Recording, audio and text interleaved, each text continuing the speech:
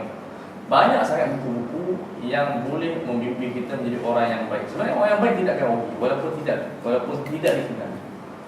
Sebab yang pertama, dia tidak melakukan kerosakan. Di muka bumi ini kita dilarang dalam beberapa perkara. Yang pertama, syirik. Syirik ini menghapuskan pahala. Yang kedua, al-ifsad, melakukan kerosakan ke bumi. Orang yang mukmin, yang baik, dia tidak akan buang sampah, dia tidak akan merosakkan. Dia baik, dia melaksanakan agenda tu. Dan yang ketiga, tidak berlaku, dia panggil al-zulm ataupun al-'ulu. Dia menzalimi orang lain. Jadi bila kita telah melaksanakan agenda ikhlas, kemudian kita melaksanakan agenda kebaikan, fasad lawannya salat. Mana bila orang suruh kutip sampah, kita kutip sampah. Bila orang suruh hijaukan kawasan, kita hijaukan kawasan. Kita jadi orang yang baik. Dan yang ketiga, kita tidak menzalimi orang. Ini kehidupan seorang mukmin, dia begitu. Dia tidak akan, yang pertama, melakukan benda yang bersifat syirik. Dan yang kedua, dia tidak akan melakukan kerosakan, sama ada material ataupun maknawi. Dan yang ketiga, dia tak akan menzalimi orang lain. Dia takut menzalimi orang lain, kerana Tuhan pun tak menzalimi. Ini sifat seorang mukmin profesional ataupun mukmin yang dinamakan mukmin yang muslim, yang patuh kepada Tuhan. Idh qala lahu rabbuka aslim qala aslamtu li rabbil alamin. Ketika Nabi Ibrahim diarahkan oleh Allah jadi orang yang baik, jadi orang yang patuh, maka Nabi berkata, aku telah patuh kepada Tuhan sekalian alam. Maka orang yang patuh kepada Tuhan sekalian alam ini, dalam dirinya tidak ada benda. Dia memangkah, no syirik, no fasad, no ghul. Tapi inilah kehidupan orang Islam sekarang. Syirik, fasad dan zalim. Orang Islam tidak zalim. Dan kita dapat lihat di mata hadapan kita.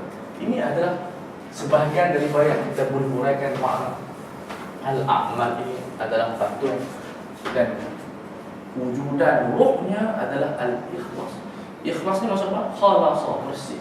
Kalau susu daripada khalas, pure, satu poteh, boleh. Kalau amalan kita dah campur air sikit, dah campur sikit manisan sikit, maka kita nama susu tiruan. Dia macam susu ibu. Sebab itu susu ibu, dia berkat, berzat, dan ada kasih sayang. Itu ikhlas. Dia ada kasih sayang, dia ada berkat, dia ada pertambahan. Orang yang ikhlas dalam buku yang seperti itu, dia istiqamah. Orang yang ikhlas, dia tidak akan berputus asa. Dia punya aura yang begitu. Sebab ketika mana semua orang jahat, dia buat baik. Ketika mana semua orang malas, dia rajin. Macam saya ceritakan, orang yang ikhlas, yang orang tua Haim kampung, sebab dia ikhlas. Dia kata peranan dia di sini, dia tak nak melakukan kerosakan, maka hari dia kulit sampah. Begitu salah terus soleh tu. Petang-petang dia pergi rumah orang, dia cuci rumah orang. Walaupun dia adalah ulama, walaupun dia orang yang masyhur, kerana dia adalah hamba Allah. Apa kerja Rasulullah? Rasulullah dia buat apa? Rasulullah dia akan ada hari dia pergi cuci rumah orang tu. Dia pergi ziarah orang tu. Dia pergi ziarah, tanya apa-apa. Kerana dia melakukan benda yang baik. Rasulullah bukan cuci, dia pergi ziarah rumah orang tua itu. Orang tua tak ada apa, tak ada nama, orang pun tak pandang sebab dia orang tua biasa. Tapi Rasulullah pergi ziarah dia. Dan amalan ini diteruskan oleh Abu Bakar dan Umar. Sampai mereka ketika Rasulullah meninggal, dua-dua mazhab wanita tersebut menangis teringatkan Rasulullah. Sebab dulu Abu Bakar, sebelum kamu ziarah saya, Nabi pun ziarah saya. Dia teringat. Dia panggil al-hadis yuzakkiru bil qarib. Peristiwa yang baru sama jenis mengingatkan kita peristiwa yang lama. Kita dah pergi sekolah, tengok sekolah, tengok budak, teringat kita budak dulu. Teriak kita. Maksudnya kita di sekolah naik basikal, nakal dan sebagainya. Kita budak tu kita teringat balik. Jadi apa? Peristiwa yang baru mengingatkan kita cerita yang lama. Sebab kita tengok budak tu tapi pandai di depan kita. Di sini kita melihat kalau ada orang yang pandai cerita kita mesti tayar dia dalam. Dan kita akan macam sayu, dia panggil dalam bahasa aqlal. Aqlal ni orang yang kuat nostalgia. Dan kalau orang ada apa, kalau nak cari kawan, orang yang kuat nostalgia. Sebab orang tu tak mudah lupa kawan. Contoh lah, jadi bila tengok sekolah dia, sedihnya teringat sekolah tu. Tapi orang yang tak ingat sekolah dia, itu kawan dia lupa. Dia nak pakat je, dia lupa kawan. Dan kita cari kawan yang sensitif terhadap nostalgia. Oh, tempat ni aku main dulu, tak ingat. Tapi yang tidak ada perasaan, orang ni mudah lupa kita. Dia jadi orang hebat, Kak Aman jadi lupa. Padahal kita main tu. Itu kawan yang mana dia tidak kuat hubungan dengan alam. Orang yang hebat, orang yang cinta tempat-tempat yang berbakti kepada dia, sekolah dia, tempat dia bermain, dia akan melawat. Dia bawa anak-anak dia bawa ke tempat saya. Dia ihsas dia tak nak melawat. Macam Nabi, dia kata dia berjalan, Nabi beritahu kat sahabat, mungkin ini sayangkan dan kami sayang dia. Bagi Allah dia, kunna nuhibbuhu wa yuhibbuna. Kami sayang dia, sayang dia. Ihsas dia. Nabi dia berhubung dengan bukan setakat manusia tetapi makhluk. Ini ya mewarnai sifat kita. Mukmin ini panggil amir pul ihsas. Dalaman dia begitu mendalam, begitu sensitif, dia cepat tersentuh. Boleh tengok orang tua-tua dia teringat dia dulu mak dia macam sakit, dia boleh tolong. Begitu yang Abu Bakar, bila semua meninggal dia ziarah. Bahkan Abu Bakar ini dia pergi cuci rumah orang tua. Dan ketika Umar bin Khattab dia nak pergi rumah orang tua tu, orang soleh, dia nak pergi cuci. Assalamualaikum makcik, datang buat apa? Nak cuci rumah makcik. Ini siapa dia? Timbalan presiden. Dia kata minta maaf, tadi ada orang cuci rumah makcik lah. Dia punya rasa, dia cuci rumah makcik. Tak apa, minggu depan dia datang awal sikit. Dia tunggu di belakang rumah dan mendap. Siapa yang datang yang cuci minggu lepas? Rupanya Abu Bakar As-Siddiq, Khalifatul Rasulullah. Jadi ini kira orang ini dia tidak sekolah.